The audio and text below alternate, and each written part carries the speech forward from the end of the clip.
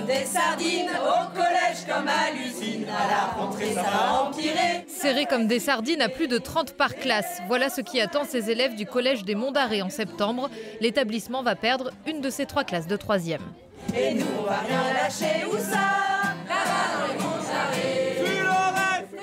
Il y a le brevet, tout ça, donc c'est vraiment important que tout le monde se sente bien, parce que du coup les profs ne sont pas assez dispo pour pouvoir accompagner les gens. Seule solution proposée par l'académie, récupérer des heures de classe en supprimant des options, demi-groupe et breton par exemple. On nous demande d'individualiser notre enseignement, on ne peut pas le faire avec 30 élèves par classe. Prendre ailleurs des heures pour bricoler une pseudo 3e classe n'a pas de sens non plus, parce que nos 6e ont besoin aussi de dédoublement.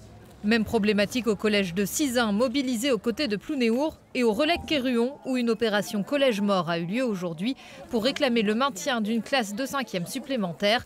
L'inscription de 7 élèves a été rejetée, faute de place. C'est leur établissement de secteur, ils ont été refusés, donc on ne comprend vraiment pas pourquoi, c'est la première fois qu'on voit ça. Des familles à qui on va proposer d'aller au collège à Guipava, à Plougastel, sachant qu'il n'y a pas de transport organisé. Et l'an prochain, les élèves inscrits seront aussi 30 par classe. On entend ici, là, l'éducation c'est prioritaire, c'est important. On en est conscient pour nos propres enfants déjà. Les voir là, c'est aussi se dire, en fait, on va un peu les sacrifier, quoi. Douarnenez, Pont-de-Buis, Pont-l'Abbé, plusieurs collèges finistériens sont dans la même situation. Où sont passées ces heures d'enseignement? Les syndicats n'ont toujours pas de réponse. On ne s'explique pas vraiment, à part qu'il y a une volonté manifeste de l'inspection académique de récupérer des postes à tout prix.